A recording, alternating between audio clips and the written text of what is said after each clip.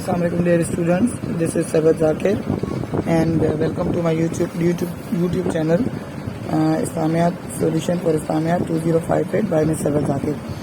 So कल हमने compilation we have done about the compilation of the Quran and we just had done the first stage of the compilation, that was the preservation of the Quran during the lifetime of the Prophet.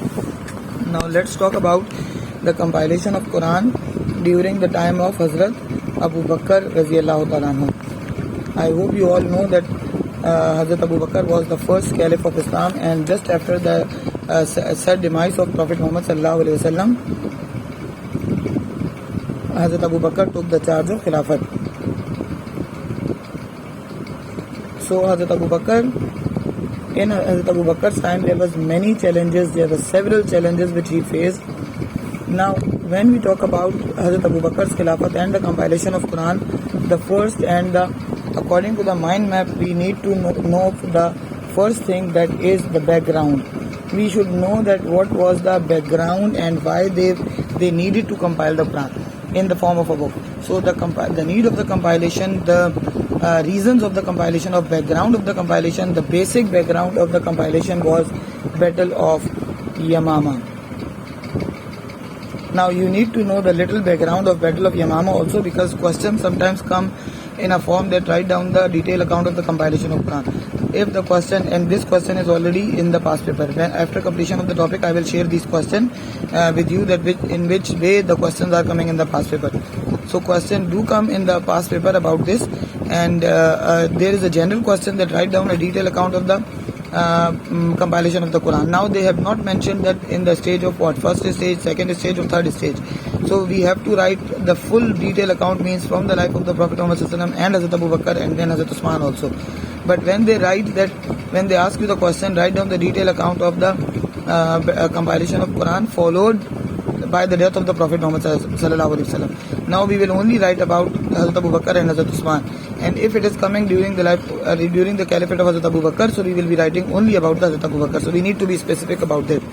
Now Battle of Yamama was the main cause. We will start our answer in a way that after Hazrat Abu Bakr took the charge of Khilafat, he faced so many challenges, because the death of Prophet Muhammad sallallahu alaihi wasallam itself was a great challenge, and to pacify the people was very difficult that time. But Hazrat Abu Bakr faced those challenges with his wisdom and with the approach of far-sighting, and also with his firm belief. Then Hazrat Abu Bakr, the main challenge which he faced was the false prophets. Now false prophets was like the challenge which was even started during the lifetime of the Prophet Muhammad sallallahu alaihi wasallam. Many people like Aswad, Ansi, Tuleha, they even Musaylima, who was the fatal one, who was the most, like we could say that he gave the biggest harm to the Muslims. So Musaylima was the major false prophet amongst them, and he claimed to be the prophet during the last lifetime of the Prophet sallallahu alaihi wasallam. He visited Medina, and in the beginning he accepted Islam also. And when he accepted Islam, when he came back to his own city, when he get back to his own estate, Yamama, he did one thing, that he just got the influence of the Prophet, and he decided that why shouldn't we distribute the prophethood of the Prophet Muhammad sallallahu alaihi wasallam. Then he gave this proposal to the Prophet Muhammad sallallahu alaihi wasallam, that let's distribute the prophethood. Half of the Arabia you should take, and half of the Arabia I'm taking. We should distribute the kingdomship, because he was taking the prophethood as a kingdomship. He didn't know that prophethood is something which is bestowed by Allah, and nobody can achieve it, or nobody can receive it through their own efforts, right? So when Prophet Muhammad sallallahu alaihi wasallam heard this, he gave him the title as Kazab. Kazab means the biggest liar, superlative degree.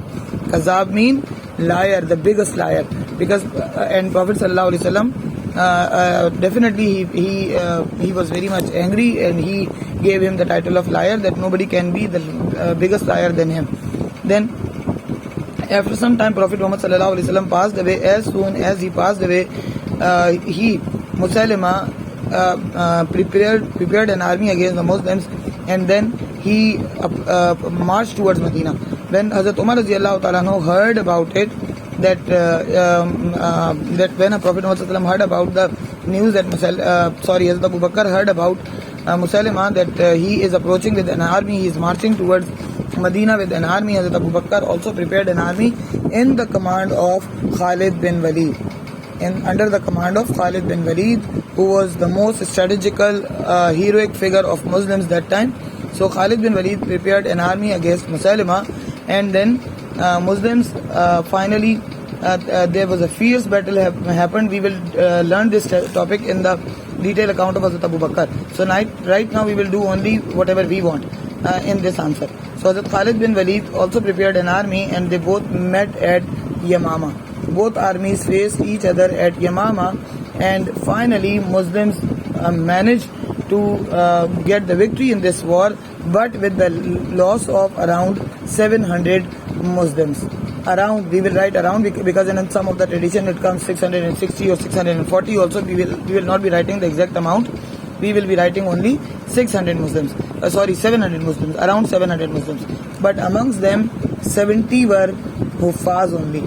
So, and two main Hufaz were, as we learn in the teachers of the Quran, they both were amongst them, Abdullah bin Masood and Salim Maula Abi Huzaifa. Now, when Hazrat Umar heard about the death of these both big names of the compilation of the memorizers of the Quran and the teachers of the Quran, they both are martyred. Hazrat Umar was, Khilafat was Hazrat Abu Bakr's, but Hazrat Umar was alarmed. Allah gave this noble task to Hazrat Umar. Hazrat Umar was alarmed, and as soon as he was alarmed, he started convincing Hazrat Abu Bakr. But in the beginning, Hazrat Abu Bakr considered it bid'ah, means innovation in Islam. He said that Prophet Muhammad ﷺ had not done something, why would I do this? But there were so many reasons. Hazrat Prophet Muhammad ﷺ could not do this task because the revelation was continuously coming, and the verses from any surah could be revealed anytime. So if they would be compiling the Quran, that would be difficult to place the verses in the surah. And after the last verses of surah of Quran, today I have completed my religion upon you, the verses from Maida. After that, Prophet ﷺ could not stay more, and he passed away. So now Hazrat Umar started convincing Hazrat Abu Bakr. Somehow Hazrat Abu Bakr saw a dream, and then he came back to Hazrat Umar and he said that finally Allah put that thing in my heart which Allah had put in the heart of Umar. So Hazrat Abu Bakr convinced, and Hazrat Abu Bakr started making the arrangements, because that was his responsibility as a caliph to make the proper measures or to break the proper arrangements. So for this purpose, the best name was, as you all know, Zaid bin Sabit, and the reason is he was presented in Al-Irza and Al-Akhirah, in which Prophet Muhammad ﷺ reviewed the whole Quran in the presence of Hazrat Jibreel alayhi salam and in the presence of Hazrat Zaid bin Sabit. So he was presented there. He heard the Quran last time when Prophet reviewed it. So he was the best source of the memorizers of the Quran. So that is why Hazrat Zaid bin Sabit was called. In the beginning, Hazrat Zaid bin Sabit was also reluctant. He was reluctant because he thought that why am I? Why they are choosing me for this purpose? Because this is very noble task, and if there would be any mistake, it would mislead the Muslims for the whole life. Many generations will be misled. And Quran is not something which could be written. A small word could not be written wrong way. So Hazrat Zaid bin Sabit said some historical words. He said that if you would ask me to uproot the mountain, it would be easy for you instead of compiling the Quran. So but finally Hazrat Zaid bin Sabit also convinced, and he made the announcement in the whole Arabia that whoever has even a single verse of the Quran, please bring it to Medina in Masjid Nabawi, and there the committee was settled. Now one question was getting the Muslims confused, because Hazrat Zaid bin Sabit was amongst the Madani companions. He was one of the Ansari companion, and Quran was in the dialect of Quraysh. So now that was the problem. But Hazrat Zaid bin Sabit was expert of the Quran. He had we will learn this in the time of Hazrat Usman also. So Here we don't need to describe it in the detail. So Hazrat Zaid bin Sabit was handed over this task, and beautifully Hazrat Zaid bin Sabit made the arrangements. He took the each and every verse. He then verified each and every verse from the different companions. That time Hazrat Abu Bakr himself was one of the Hufaz. Mainly there were Hazrat Umar was Hufaz, Hazrat Usman was Hafiz, Hazrat Ali was Hafiz. So many, four of them, and most other companions were also Hufaz. So Quran was reviewed, Quran was taken from each and every one, and finally they made the arrangements, and the copy of the Quran, first copy ever of the Quran was compiled, and this copy was kept in the custody of Hazrat Abu Bakr as he was the Caliph. But later on, as Hazrat Abu Bakr passed away, the copy was shifted in the custody of Hazrat Umar.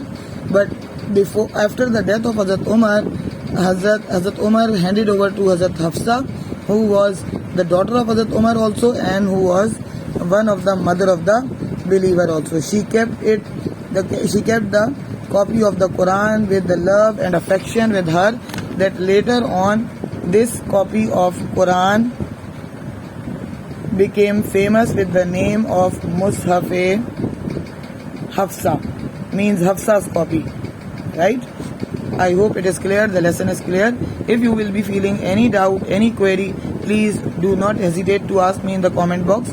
And if you want me to review some of the topics priorly, you can always ask me. I would inshallah review them at the first place. Jazakallah khair.